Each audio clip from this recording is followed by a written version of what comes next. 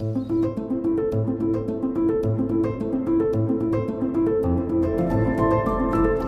need protein, plain and simple. We need it. And we need protein from nutrient-rich sources. Beef, chicken, and pork are all nutrient-rich, and when cooked are the foods that propel the development of the human brain. They remain important to our brain health and the replacement of protein in our bodies that continuously breaks down. Cows are an exceptional source of protein. They eat plant matter and then they biopack it into nutrient-rich foods for us. There are approximately 70 million cows in North America. These are large grazing animals that we eat. That's a lot of animals eating a lot of grass and grains and barley. They take up a lot of space and they burp methane. Are they bad for us? Are they bad for the environment? Or are they good for the environment and good for us? Is cattle ranching sustainable? Over the last decade, the story of cows and the environment has been a hot topic, but the narrative has been focused on cattle's contribution to climate change and the destruction of the rainforest. The idea that cattle could be integral to the health of an ecosystem is a very different story. In order to understand the real impact of cattle on a specific ecosystem, we have to look at the context. The context is so important.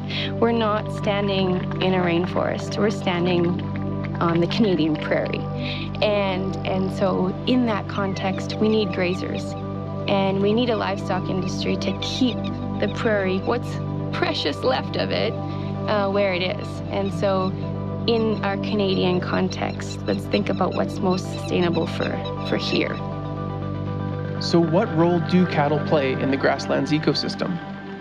What happens is the glaciers came and wiped off all the topsoil, so we had no life. There was nothing here, and it grew topsoil down into the soil. I always thought that topsoil grew up and it was an accumulation of something, but topsoil actually grows down into the dirt, and it's just a conversion of inorganic, dead rock and silt and sand into actually this dark black life, which is like an Amazon rainforest, but underground, where you have little tiny T-Rex predators, and they're going around and killing other things, and prey animals and parasites, and it's a whole complex web underground, an ecosystem that's alive.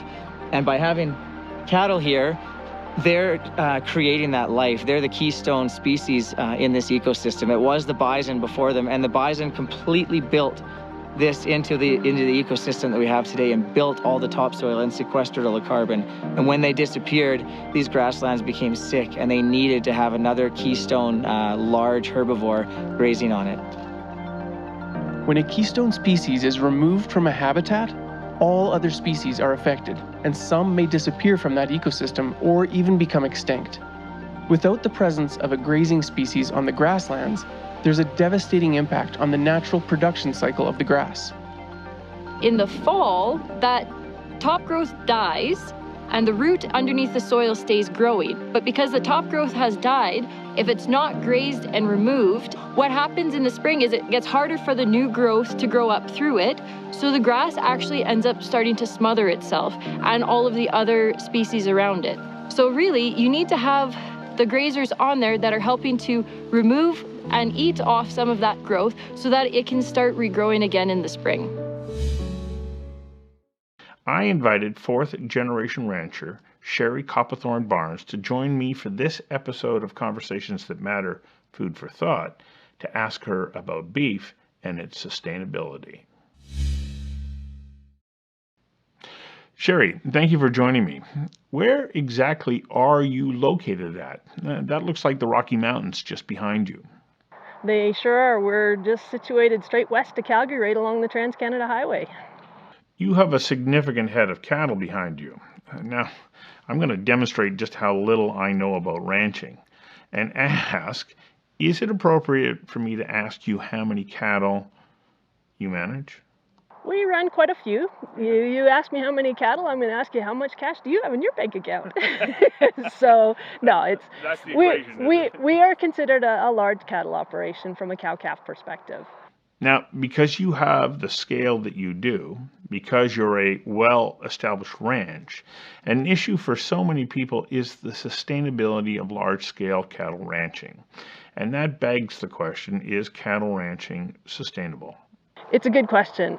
My family has been here for 133 years, so most people automatically assume that yes, we're sustainable. But the reality is, as much as we love the lifestyle that's here, this is in fact a business too.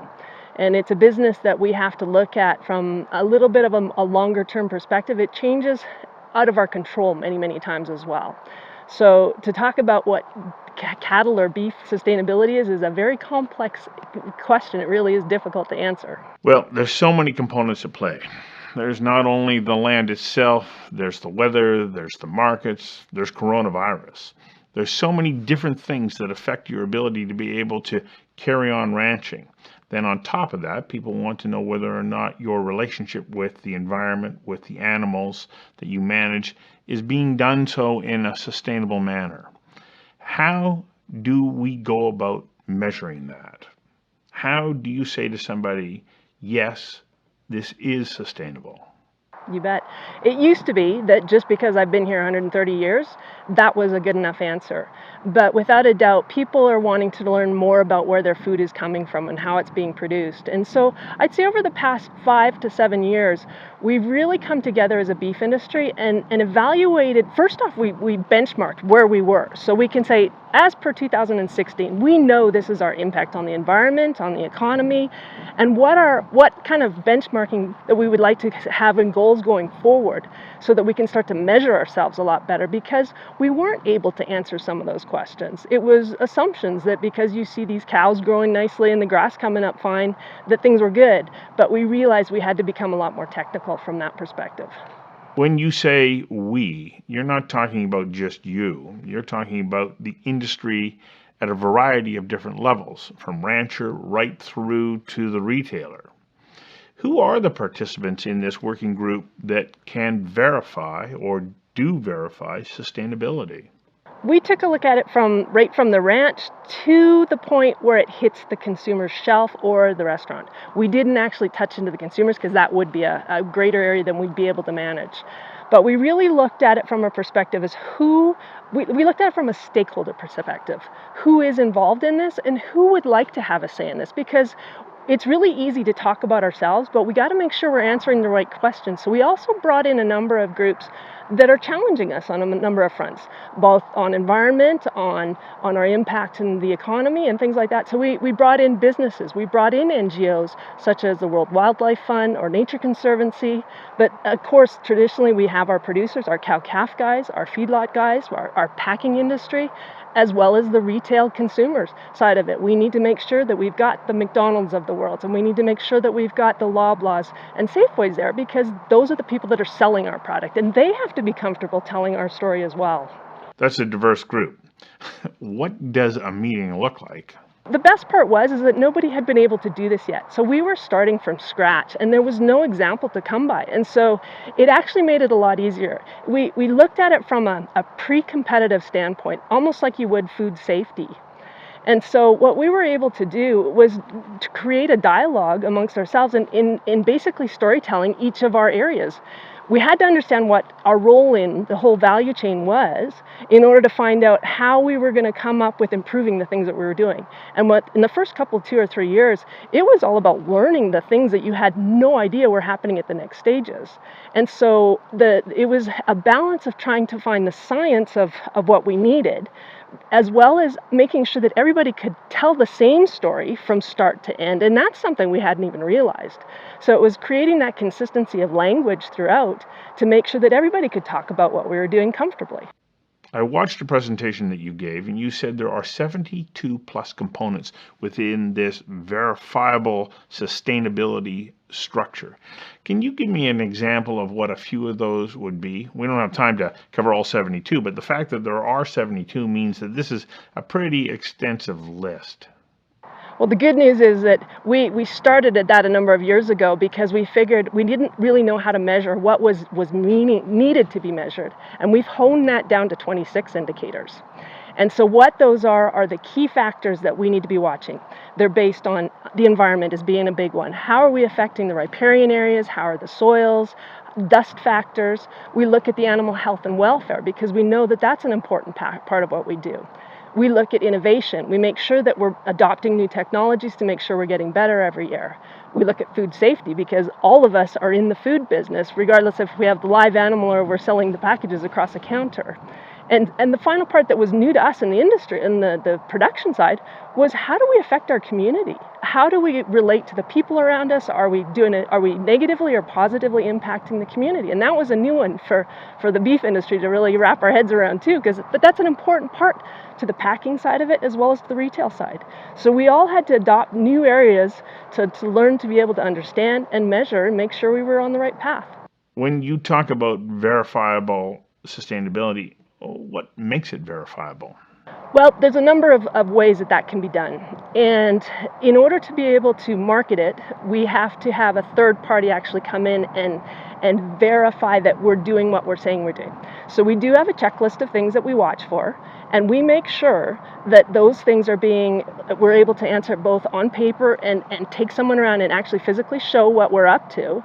And then it's an auditor that actually will come on site and give us a certificate to allow us to be able to say, yes, we have been third-party verified. Now, you don't necessarily have to go that route either.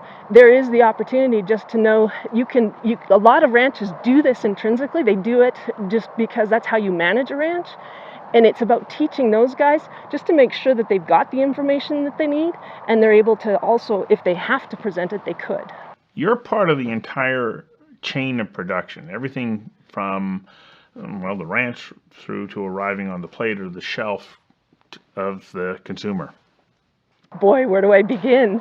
Because it is a very complex thing. I mean, the obvious one first is most people think we make our living off the cows, but the reality is that the number one place that I have to focus on is actually the grass, the environment around me, because it's these lands that I create my businesses off of. The cows are basically a diversification of what I can do with the grass and the soil and the water that's available here.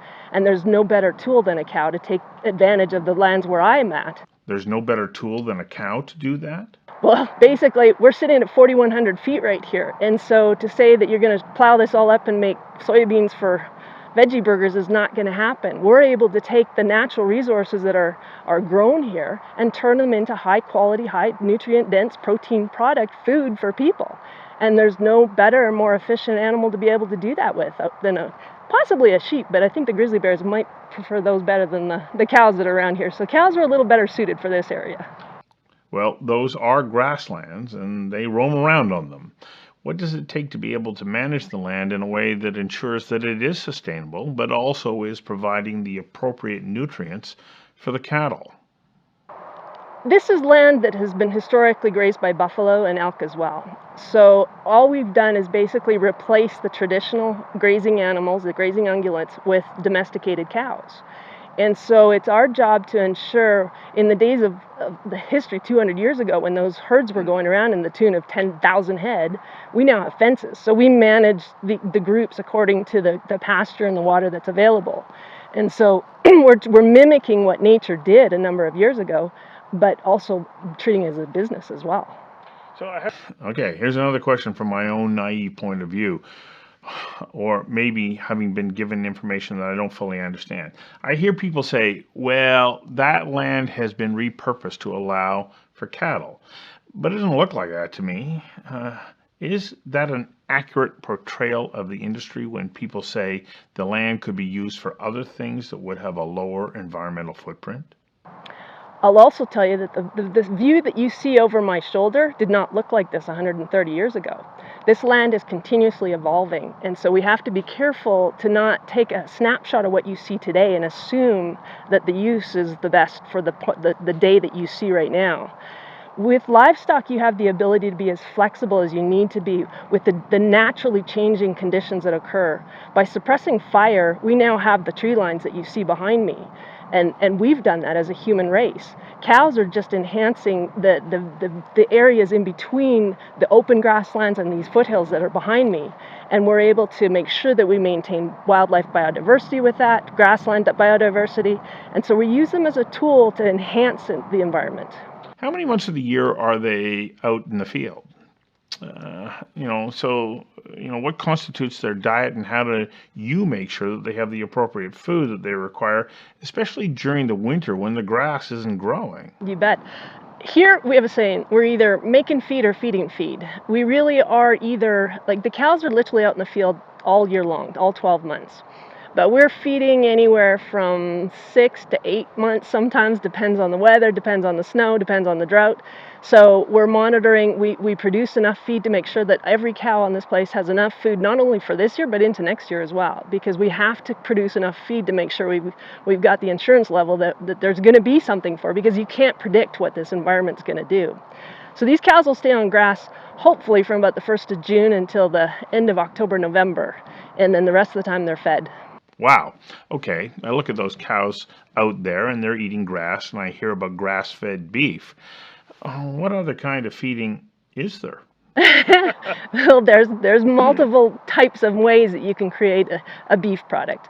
And it really is up to the biggest difference between the types of meat that you see on the supermarket shelf is a little bit has to do with taste. Grass-fed will taste different than a grain-fed product. But it depends on your personal preference. And we're no different than any other business, and we like to create options for folks. And so there's many ranchers out there that are willing to try and produce grass-fed beef. I can't do it because of where I'm at. It's just, there's no way, it's very expensive to be able to create enough feed to keep them on a forage-based diet versus adding some concentrates or grains in order to keep them healthy, because they need energy during those cold months. And up here at 4,000 feet in December, January, it's a little cold to do that and can get quite expensive feeding them. So you say yours are not grass-fed, but aren't I looking at cows in the field right now? They are mostly grass-fed. My cows, remember, the calves that you see at their feet, the cows will stay here. And so, yes, they are primarily forage-based. And in fact, we raise cattle in the genetics to make sure that that's all they require to go forward. But you wouldn't want to eat one of these cows that are out here right now. She's going to be a little bit tough to eat. You want them to come through a feeding system that allows them to get a little chubby and a little chunky and a little marbled, so that the taste comes through and allows that flavor to really come through, and the tenderness is the biggest issue. So it's not a straight line? Oh, no, not at all. And there's many options in which you can take, and it depends on the category of the animal, and so there's lots of options that we have to follow. Maybe you can help me understand something else.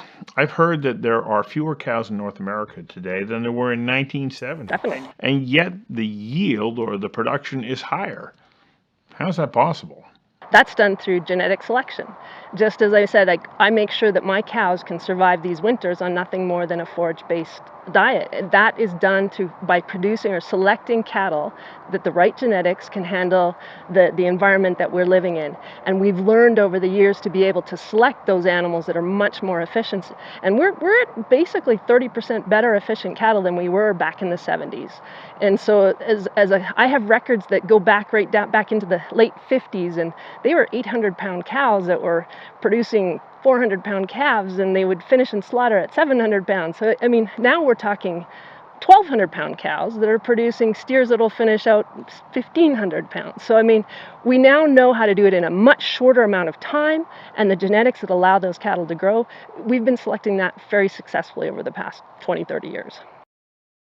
As you look forward to the future in this industry, do you see it remaining strong and being an important component, first in our diet, but then also economically for Western Canada, because that's where you're based? You bet. I mean, from a diet perspective, there is no better, more nutrient-dense product than beef. There really isn't, for the environment that we are in here. And going forward, we have an industry that, like many other industries in Western Canada, is definitely questioning the economics behind this, because we're constantly being challenged. But as we face those challenges, we're learning how to demonstrate our ability to do what we say we're doing. And I think, and I hope that those folks that really think that beef production is such a negative impact on our society, they take the time to really understand what we do and come out. There's many of us that are willing to talk about it and show you firsthand. we're not going to say that to be a vegetarian is the wrong thing. We all believe in choices, but just make sure that as you put one commodity against the other, you fully understand the differences, because this is a good industry, and this is an industry that's needed in this area to maintain the carbon sequestration that goes on, or to really help enhance biodiversity here. You need these ranches as an environment when you're fighting climate change more than you realize. Expand on that a little bit. How so? I'll tell you that I bumped into a viewer of my show and I told her that I was looking at the relationship between cattle and the environment. And what I told her was that what I'd been reading demonstrated that there was basically a net zero environmental footprint, especially from the carbon perspective. She literally scoffed at that. She went, "Oh yeah, right." So what do you say to somebody who comes into this discussion going, "I don't believe it"? It's a difficult conversation to have, because the science behind what we do at the ranch level is there isn't any. And we've been at this since 2016, really trying to figure out year after year how we're improving, or where the areas that we need to focus on are. As you can see behind me, this environment is very, very complex. So to say if you were to look at the hill directly behind me and do a carbon sequestration examination there versus what happens in the forest that's 40 miles west of us, or even 5 miles south of us, every one of those is going to be completely different. So the unfortunate part is we don't have the science available to us to be able to really say what the true impact of a ranch is. But we do know that when you take averages of carbon sequestration, what happens on these grasslands, we know that we're sequestering anywhere from 30 to 80 pounds of carbon per acre. And this ranch is over 15,000 acres in its total land mass, not all ours, but in what we operate on. And you can start adding up those numbers and you realize the potential of what we do to sequester that. Now, if we were to break this up and plant crops on here, you lose 30 to 40% of that ability, simply because we know carbon sequestration, the deeper the root complex goes, the more sequestration that goes on. So therefore, in grasslands that the roots are 2 to 3 feet deep in soils in a lot of places, they can sequester a lot more carbon than a crop that's only got roots that are 6 inches, maybe 8 inches max. So there's an argument that can be made, and that's just the tipping point. We don't even know what the capacity of this place is yet. So give us a chance before you want to turn us out, because we're a very small component of society and an easy one to pick on. You might realize that the unintended consequence of getting rid of these cattle might be something that society can't handle. It's a bit frustrating to have people make assessments about an industry that they really haven't been able to dig deeper into the data, isn't it? That's right.